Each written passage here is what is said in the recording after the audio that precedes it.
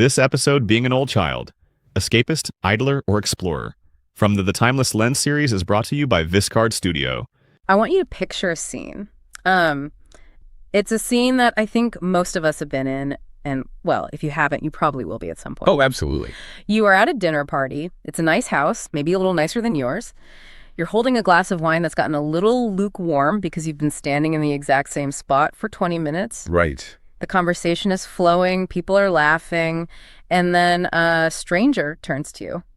It is the inevitable moment. It is. They look you in the eye, they smile politely, and they ask the question. The terror of the dinner party question.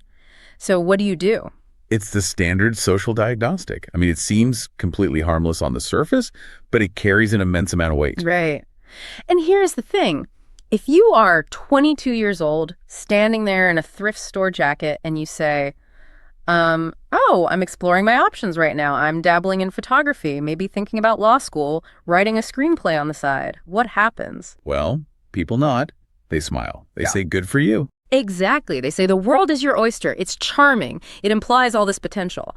But, and this is the heavy but we're grappling with in this deep dive today, fast forward 20 years. Yeah. You're 42.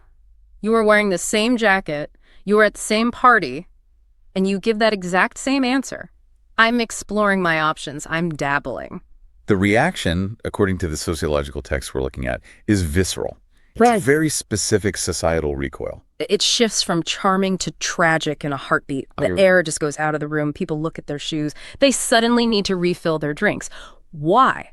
Why does the exact same sentence spoken by the exact same person just 20 years later trigger such a profound sense of, almost disgust or pity? That recoil is exactly what we are unpacking today. Yeah. We're looking at a stack of psychological and historical sources that are, frankly, a little ruthless. Yeah, they pull no punches. They don't. They describe this figure, the adult who hasn't, quote-unquote, landed, not just as lost, but the source transcript titled The Tragedy of the Old Child specifically describes them as being metaphorically naked. Metaphorically naked. That is a terrifying image. It is. The central argument in that specific transcript is that society allows you a costume change in your 20s. Right. But if you haven't put on a uniform of mastery by your 40s, you are perceived as exposed. You haven't protected yourself with a role. Right. So we're doing a deep dive into this concept of the old child.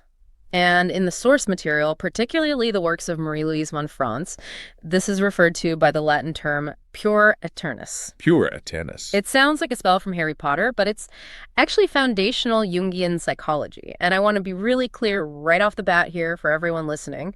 We aren't just going to sit here and bash people for not having a corporate career. No, that would be reductive. Extremely reductive. And the sources we have today, which range from those lectures by von Franz to modern psychiatric research on avolition and even historical biographies like that of Isaac Newton, they suggest something much more complex is going on beneath the surface. Right. Our mission today is to dissect the taxonomy of adulthood. Because it turns out, based on these documents, there isn't just one way to be lost. I think society tends to lump everyone who isn't a doctor or a lawyer or a manager into this one giant slacker bucket. Exactly. But the source materials identify three very distinct engines, three different psychological states that keep a person from settling down. Right. We have the escapist. That's the engine that is described as idling at high revs, active avoidance. The person who is endlessly busy but going nowhere. Then we have the idler. The engine that is completely cold, disconnected. The clinical sources paint this as the true dark side. And then, importantly, we have the explorer. And this is the one that provides a counter-narrative. The historical sources call this the Newtonian child. The one who refuses to settle, not because they are running away from reality, but because they're synthesizing something larger. So we're walking this impossible razor's edge between the failure of chaos being a drifter and the failure of rigidity becoming a robot. And before we get to the proposed solutions in the text, we have to really sit with the problem. We have to look at Act 1, the tragedy of the old child. Let's start with this concept from Marie-Louise von Franz, the provisional life. Yeah, let's unpack that. This is a cornerstone concept in her analysis of the puer aeternus archetype. Now, von Franz was a close collaborator of Carl Jung, and her lectures argue that the defining feature of this psychology is an absolute addiction to the provisional life. Provisional. Meaning temporary, meaning subject to change at any moment. Exactly. It's the deep-seated psychological feeling that The life you are living right now, well, it isn't the real one. It's a rehearsal. It's just a waiting room. I think a lot of people listening can probably relate to that feeling. You're at a job, but you tell yourself, well, I'm not really an accountant. I'm just doing this to pay bills until my band takes off. Or I'm not really living in this apartment. I'm going to move to Paris next year. Right. And von Franz argues that because you view the current reality as merely a waiting room, you never fully inhabit it. You treat your own life like a rented hotel room. You don't hang pictures on the walls. You don't fix the leaking faucet. You just cope with it, always looking over your shoulder for the actual plot to finally begin. But, and I want to play devil's advocate here based on modern self-help culture. Isn't that just hope? I mean, isn't it framed by a lot of societal narratives as a good thing to have a dream that's bigger than your current reality? If I'm working at a coffee shop, but I genuinely want to be a novelist, isn't that provisional mindset what keeps me going? That is the crucial tension the sources highlight. Hope is characterized as active. The provisional life, according to the Jungian framework, is fundamentally passive. Von Franz argues that the puer uses this grand fantasy to actively avoid the friction of the present moment. By living entirely in the future, you never have to deal with the painful fact that you aren't actually writing the novel today. You exist in what she calls the realm of pure possibility. Pure possibility. I mean, that sounds lovely. Oh, it's intoxicating. In your head, in that realm of pure possibility, you are a genius. You're a CEO. You're a monk. You're an artistic revolutionary. You get to be all of those things at once. But the moment you actually do one of those things, we ruin it. You collapse the wave function. If you actually sit down to write the novel, you might find out, according to reality, that you were a bad writer. If you start the business, market forces might dictate that you go bankrupt. So as long as I don't do it, I can remain perfect in my potential. Precisely what the text suggests. Action limits you. Action forces you into the confines of time and space. And the old child, according to the source transcript, is utterly terrified of being limited. They want to be everything, so mathematically they end up being nothing. The primary transcript has this brutal line that stuck with me. It says, potential that doesn't transform into action eventually rots. Rots. It's a very deliberate biological metaphor. Think of fruit. A pear has the potential to be delicious. But if it just sits on the counter for 3 weeks preserving its potential, it doesn't stay a pear indefinitely. It becomes mush. This connects directly to something else in the notes that I think is super relevant today, the eclecticism trap. Because modern society, arguably, actually encourages us to be eclectic, right? The cultural narrative is that we're supposed to have side hustles. We're supposed to be polymaths. We are told that, yes. And for the record, the sources acknowledge that genuine polymaths do exist in history. But the core argument in the Tragedy of the Old Child transcript is that for this specific archetype, eclecticism is very often a, quote, cover story for a lack of mastery, end quote. A cover story. So I tell people I'm into a little bit of everything because I'm secretly terrified to be deep into one thing. Let's use an example to illustrate the text. Let's invent a guy named Dave. Let's say Dave is 42. Okay, Dave. Dave tells you at this dinner party that he's a creative consultant. He dabbles in graphic design. He's currently learning to code in Python. He reads a lot about stoicism, and he's seriously thinking about getting a real estate license. Dave sounds like a very interesting guy to talk to for about 5 minutes. Right. But the psychological argument here is that Dave is utilizing that widespread of interests to protect his ego. If he fails at coding, he can say, well, I'm really more of a design guy anyway. If he fails at design, he pivots and says, well, I'm actually focusing my energy on real estate now. He moves the goalposts constantly, so he never has to face the reality of his own limitations. It's a shell game. He's hiding the ball being his actual level of competence, so no one can catch him out. And this leads directly to the concept of the uniform. The source transcript posits that to function effectively in society and to psychologically mature, one must eventually submit to a structure. You have to put on a uniform. Meaning an identity. I am a parent. I am a plumber. I am a teacher. Yes. And the old child vehemently hates the uniform. They view the uniform as a prison sentence. They say, I am entirely too complex to be just a plumber. I contain multitudes. But to be fair to our hypothetical Dave, isn't he right on some level? I mean, isn't reducing the vast complexity of a human soul to just a plumber a kind of spiritual death? And that is the inquiry mandate we really need to flag here for the listener. The Jungian sources present the old child as a tragedy, a failure of development. But we have to ask the counter question. Is this societal demand for a uniform, objective requirement for mental health? Or is it merely a societal mechanism designed to force conformity, to turn Dave into a productive, taxable cog. Right. Is the fortress of adulthood a necessary sanctuary where you can actually build something of lasting value?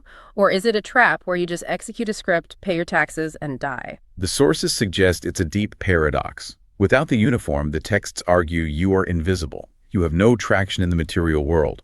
As von Franz puts it, without a specific defined role, you develop a God Almighty complex. You feel incredibly special inside your own mind, but you are effectively useless to the tribe. Useless to the tribe. That phrasing brings us right back to the social recoil at the dinner party, and it brings in the sociological concept of the grace period. Yes.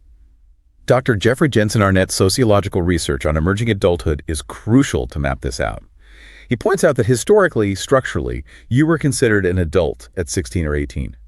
But now, in modern industrialized societies, between the ages of 18 and 29, society has carved out an entirely new developmental phase. The grace period. The roaming 20s, so to speak. Exactly. Society collectively says, go ahead, be messy, date the wrong people, quit your entry-level job, backpack through Thailand. We subsidize and culturally tolerate that exploration because the underlying assumption is that it leads to a better, more fitting uniform later on. We assume you're out there gathering essential data. But the tragedy of the old child is that this sociological grace period has a strict expiration date. It's unwritten, it's invisible, but it is incredibly firm. The text suggests it usually hits around 30 and definitely by 35. And if you are still gathering data at 45. The tribe stops viewing you as potential. The evolutionary psychology perspective cited in the notes suggests they start viewing you as a burden. That is incredibly harsh. It's framed as a biological imperative. In a hunter-gatherer context, a 20-year-old wandering the woods is seen as exploring for new hunting grounds. A 40-year-old wandering the woods while everyone else is carrying heavy meat back to the camp is just another mouth to feed. Exactly. The source transcript notes that when the grace period definitively ends, if the old child hasn't sacrificed their infinite possibility in exchange for concrete mastery, they become an aging drifter. They're metaphorically naked because they have no societal role to shield them from the elements. So we've established the pain point. We've established why the dinner party question is so terrifying for Dave. But I don't think the sources are saying every single 40-year-old who hasn't settled into a traditional path is exactly the same. No, absolutely not. And that is where the source taxonomy gets really interesting. Let's move into Act 2, the 3 archetypes. Because we aren't just looking at a binary of successful versus failed. We are looking at 3 fundamentally different engines under the hood of human behavior. Right. We have to map out the taxonomy provided in the documents, because Dave might be running away from life, or he might be doing something very specific and valuable. Let's start with archetype 1, the escapist. This is documented as probably the most common manifestation of the old child. The escapist is characterized by active avoidance. Active avoidance. So we're not talking about someone sitting on the couch all day eating junk food. No, not at all. The escapist might be exhausted from activity. They might be running ultramarathons. They might be traveling to 3 different countries a month. They might be pitching a new startup idea every 6 months. But the engine, as described in the source material titled 3 Tiers of the Human Engine, is idling. Idling at high revs. Exactly. Lots of noise, lots of heat generated, but zero forward movement. What is driving this person, according to the psychological models? What is the actual fuel? The fuel is hedonia, pleasure. Or, more accurately in this context, the active avoidance of pain and friction. The escapist uses novelty, essentially, as a narcotic. So it's like new relationship energy, but for life choices. Precisely. Think about the neurochemical dopamine hit you get when you start a brand new project. Okay. You buy the pristine notebook, you buy the expensive domain name, you tell all your friends, hey, I'm going to launch this amazing podcast. That feeling of initiation is amazing. It is the best feeling, all the potential, none of the failure yet. But then, 3 weeks later, you have to actually sit down and edit the raw audio. You have to debug the formatting on the website. The initial dopamine rush is completely gone, and now it is just work. It's the drudgery. And the texts argue the escapist is fundamentally allergic to drudgery. So the moment the work becomes tedious or difficult, they bail. They tell themselves, oh, this actually is my true passion, and they immediately jump to the next shiny thing to secure that new project high all over again. So they are biologically addicted to the start line. Yes. And von Franz connects this behavioral loop to the savior complex. The escapist feels deep down in their core that they are simply too special for mundane work.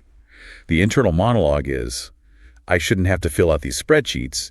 I have a big picture visionary. but because they absolutely refuse to fill out the spreadsheets. The vision never actually materializes. And then they wake up at age 50 with a resume that looks like a ransom note. Just a million disparate cut-out letters that don't form a coherent sentence. Okay, so that is the escapist, running furiously away from reality. But there is a vital counter-narrative presented in the sources. Archetype 2, the explorer. The explorer, or, using the historical analogy from the notes, the Newtonian child. This comes directly from the biographical accounts of Isaac Newton. Now, Newton is obviously a historical master. He invented calculus. He mathematically defined gravity. He definitely wore a massive uniform of mastery. He did. But how did he perceive himself? There's this famous quote attributed to him towards the very end of his life. He reportedly said, "I do not know what I may appear to the world, but to myself I seem to have been only like a boy playing on the seashore and diverting myself in now and then, finding a smoother pebble or a prettier shell than ordinary, whilst the great ocean of truth lay all undiscovered before me." That is just a beautiful piece of text. A boy playing on the seashore. It completely flips the script on the old child archetype. Newton retained the childlike engine, the endless curiosity, the playfulness, but he applied it with rigorous adult methodology. So what is the functional difference between Newton playing with his pebbles on the beach and our guy Dave playing with his Python code? The psychological difference lies in the need for cognition and the ultimate goal. The escapist dabbles in order to distract themselves from reality. The explorer dabbles in order to synthesize reality. Synthesize? Yes. Newton wasn't just picking up shells to avoid doing his chores or to look interesting at a 17th century dinner party. He was trying to comprehend the underlying laws of the ocean. The explorer is the person who looks like a drifter to the outside world because they are reading deeply about biology and then studying medieval architecture and then diving into music theory. But unlike the escapist, they are actively connecting the dots between those disciplines. They're building a comprehensive map. They were building a highly unique worldview. The sources label them as free thinkers. They are completely willing to endure the painful drudgery of intense study because they are driven by eudaimonia, which is the pursuit of deep meaning and growth. Not just hedonia, the pursuit of fleeting pleasure. So the explorer runs toward the friction. The escapist runs away from it. Exactly. The explorer genuinely wants to solve the complex puzzle. The escapist just wants the dopamine hit of buying the puzzle box. That is a crucial distinction to make. But then we have the third archetype identified in the taxonomy. And honestly, looking through the clinical sources, this one scared me the most. It should. It's incredibly bleak. This is the idler. The idler. If the escapist is the human engine idling at extremely high revs, the idler is the engine that has gone completely cold. It's just stopped. This brings us squarely into the clinical realm with the concept of avolition. We have a medical source here from the journal NPJ Schizophrenia that discusses this state in detail. Avolition, which to a layperson sounds like just a fancy psychiatric word for being lazy. The clinical literature is very careful to distinguish it from laziness. Laziness implies a conscious choice. You say to yourself, I could do the dishes right now, but I'd rather sit here and watch television. Avolition is described as a profound pathology of the will itself. It is defined in the literature as a total lack of motivation to self-initiate task-oriented behavior. So the wire is essentially cut. The neural or psychological wire between I want and I do is completely severed. The idler isn't chasing the dopamine of a new hobby like the escapist. They aren't chasing anything at all. They're just existing. The psychiatric sources describe it as psychic numbness. They exist only in what the literature calls the minimum activities of existence. Eating, sleeping, maybe scrolling endlessly on a phone screen, but not actually engaging with or processing the content, just letting time pass over them. The historical outline mentions a fascinating term for this state, the gyrovague. Yes, this comes from medieval texts, specifically the letters of Abelard and Marie-Louise. The gyrovague was a recognized category of monk at the time, but a highly criticized type of monk. A monk who absolutely refused to stay in one single monastery. They wandered aimlessly from place to place, staying just for a few days, eating the charity food, and then leaving right before they had to do any actual physical labor or submit to the abbot's discipline. So they were medieval drifters. But the theological critique from Abelard was that they weren't drifting towards a holy shrine, like a devout pilgrim. They were drifting simply to avoid what they called stasis of the soul. But the paradox was, by avoiding that stasis and refusing to plant roots, they became entirely disconnected from God, from their community, from reality itself. They became shadows. Ghost in the machine. Exactly. The idler represents the literal death of the human will, and the texts present this as the ultimate danger of the old child trajectory if it goes too far. If you refuse to engage with the friction of reality for too many decades, you don't just remain a quirky escapist. You risk breaking the psychological mechanism entirely.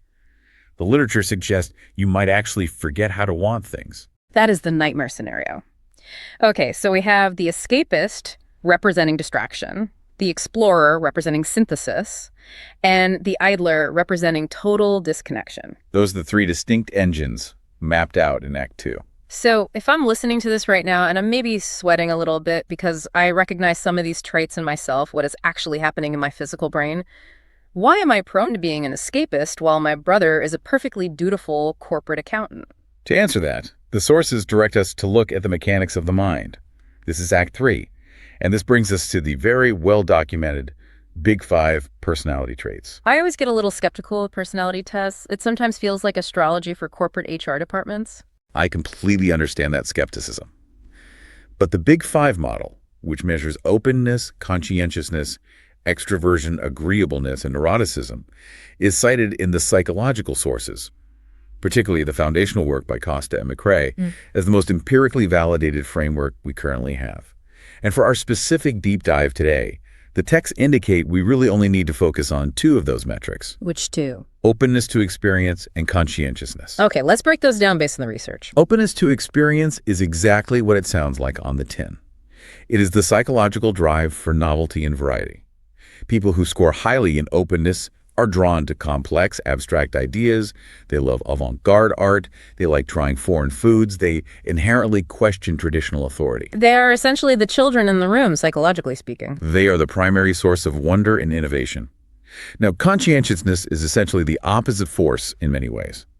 It is the psychological drive for order, duty, self-discipline, showing up precisely on time, adhering to the established rules. The adults in the room? The fortress builders. Now, according to the trait literature, imagine a hypothetical person who scores extremely high in openness, but extremely low in conscientiousness. So they absolutely love new, shiny ideas, but they despise rules, schedules, and follow-through. That specific combination is the classic profile of the old child or the drifter. You have the psychological gas pedal openness pushed all the way to the floor, but you have absolutely no steering wheel conscientiousness to guide the car. You can vividly see 10,000 beautiful possibilities, but you lack the basic grit required to execute a single one of them. You are all vision, zero execution. Right. But here is the critical nuance the research provides. The explorer architect, the Isaac Newton type we discussed, is also incredibly high in openness. Well, he has to be, right. You can't just invent calculus by strictly following the existing mathematical rules of the day. Exactly. But the explorer has managed to develop a very specific, targeted type of conscientiousness. It might not look like social conscientiousness. Historical accounts suggest Newton was highly eccentric. He probably forgot to brush his hair or eat meals. But he possessed massive intellectual conscientiousness. He had rigid discipline when it came to his curiosity. Yes. The cognitive psychology sources, particularly the work by Cacioppo and Petty, call this the need for cognition. It's a measurable trait where an individual actually derives pleasure from the pain of intense thinking. They enjoy cognitive friction. The escapist avoids the friction at all costs. The explorer actively seeks it out as a challenge. So if you are high openness and low conscientiousness, the data suggests you are at high risk. You are statistically prone to becoming the escapist. But, and this is where the texts demand a major pivot, what if you're the exact opposite? What if you are low openness and high conscientiousness? The perfectly dutiful soldier. The robot. And this is where the philosophical sources force us to critique the adult side of the equation. Because we've been pretty hard on Dave the Drifter so far. But what about Steve? Let's invent Steve, the senior corporate lawyer who has done absolutely everything society asked of him. Steve has the expensive uniform. Steve has the mortgage on the big house. Steve has done it right. But philosophical sources like Friedrich Nietzsche and the psychologist William James explicitly warn us about Steve's path. Nietzsche, in his work The Gay Science, talks about the inherent danger of role becoming character. Role becoming character. He theorizes that if you play a specific role for too long, if you wear the heavy mask of the lawyer or the stern father for 30 uninterrupted years, eventually the actual human face underneath that mask completely dissolves. You forget that putting on the mask was ever a choice. You become effectively a robot executing pre-written code. That brings us to the habit trap mentioned in the outline. It does. The source material on habit strength explains the neurology behind this. When you repeat an action enough times, the decision-making process literally migrates from the prefrontal cortex, which is the conscious thinking part of your brain, down to the basal ganglia. The behavior becomes entirely automatic. So Steve isn't actually making conscious, sovereign choices anymore. He's just running an endless script. Exactly. William James refers to this type of person as the healthy-minded individual, but he heavily implies it requires a kind of self-induced blindness. Steve has successfully built a massive fortress that protects him from the terrifying chaos of life, but the walls are so high they block out the sun. He never sees the vast ocean of truth that Newton talked about because he's too busy staring at the drywall of his corner office. So we have two opposing authorities here. We have the societal consensus saying Steve is the ultimate success story, and the philosophic psychological view warning that Steve is spiritually dead. That leaves us with a massive question. How do we reconcile these two? And that leads us directly into Act 4, the impossible razor's edge. We are caught in a brutal pincer movement. On one side, we have the failure of chaos, the idler or the escapist. You refuse to choose a path, you refuse the uniform, and according to the texts, you rot. You become invisible and useless. But on the other side, we have the failure of rigidity, the robot. You embrace the uniform so completely and so blindly that you suffocate your own consciousness. You become a fossil. Rotting or fossilizing, those are our two default options. If we operate strictly on autopilot, yes. The sources suggest those are the two primary gravitational pulls. So how does a human being survive this? What is the seashore solution outlined in the notes? We have to return to the Newton analogy, the concept of the sage child. The sage child. The proposed synthesis in the source material is the rare ability to wear the uniform without actually becoming the uniform. Unpack that distinction for us. You need a baseline level of conscientiousness just to function in reality. You need to pay your rent. You need to achieve competence at something. You need to contribute value to the human tribe. You fundamentally have to wear this suit. But you must keep the eyes of the child alive inside the helmet of that suit. You have to maintain what the literature calls intellectual humility. The source material draws a sharp distinction here between fluency and truth. Yes, and this is arguably the most profound concept in the deep dive. Yeah. Steve the lawyer genuinely believes that the law is the absolute truth of the universe. He believes the corporate ladder is the fundamental structure of reality. He has achieved massive fluency in a man-made system, but his fatal error is mistaking that artificial system for the ultimate reality. He drank the Kool-Aid, essentially? The explorer archetype is also highly fluent. They can navigate the complex systems of the adult world, but they carry the secret knowledge that it's just a system. They know it's ultimately just a game. They know they are just picking up smooth pebbles on a local beach, and the terrifying infinite ocean is still right there, completely mysterious and unsolved. Exactly. They live comfortably inside the house of adulthood, but they deliberately keep all the windows wide open to the unknown. Living in the house with the windows open, that feels like the ultimate goal. You secure shelter, which represents mastery and a societal role, but you allow for fresh air, which represents possibility and openness. The texts suggest it is the only viable way to avoid both the rot of chaos and the fossilization of rigidity. But they also stress that it is incredibly difficult. It requires active daily maintenance. You have to constantly remind your own brain, I am playing a necessary role right now, but this role is not the entirety of who I am. So let's get highly practical for a second. We have a diagnostic tool pulled from the sources, the Seashore Test. Right. It's a visualization exercise designed to help you figure out exactly where you currently stand on this spectrum. Listener, I want you to imagine you are standing on that metaphorical beach. The great ocean of truth is right in front of you. It's huge, it's chaotic, it's deeply intimidating. How does your mind naturally react to that vastness? Reaction A. Do you instantly turn your back on the overwhelming ocean and run toward the safety of the boardwalk? Are you frantically looking for the arcade, the junk food, the loud distractions? The diagnostic suggests that is the escapist response. You are so overwhelmed by the vastness of reality that you desperately seek the quick dopamine hit of the trivial. You hide your existential dread and noise. Reaction B. Do you just collapse into the sand, stare blankly out at the crashing waves, and feel absolutely nothing at all? That indicates the idler, the avolitional state. You are completely disconnected from the environment. You aren't playing, and you certainly aren't working. You are merely waiting for time to pass. Or reaction C. Do you walk calmly along the waterline, keeping your eyes down, actively searching for that one smoother pebble? That is the explorer's response. You humbly accept the terrifying mystery of the ocean. You know you can never drink the whole thing or understand it entirely, but you deliberately engage in the localized work anyway. You find one single pebble. You polish it. You strive to understand it completely. Finding the smoother pebble, I mean, that feels manageable. You don't have to be a master of the universe. You just have to find one true thing in your life and understand it well. And according to the historical texts, that is true mastery. That is finding a uniform that actually fits you without suffocating you.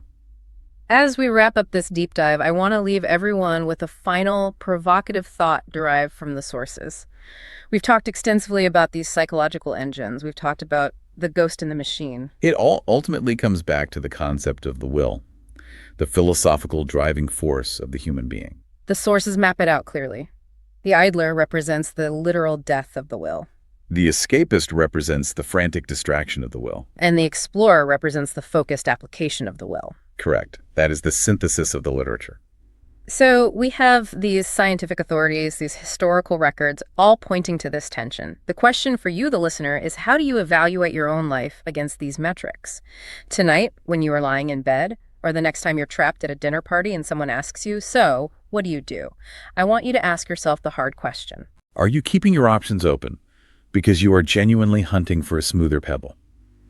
Because you are doing the hard work of synthesizing a new truth? And be honest with yourself. Are you just building an elaborate cover story? Are you constantly telling yourself and everyone else that you are exploring simply to hide the terrifying fact that you haven't actually started living yet? Because the sociological grace period is over. The biological clock is ticking. You have to make a choice. You have to choose your engine. And the ultimate warning from the sources is this. If you actively refuse to choose, the choice will inevitably be made for you by time itself. Well, on that slightly somber, but hopefully clarifying note, thanks for taking this deep dive with us today. It's been a fascinating exploration. We'll see you next time.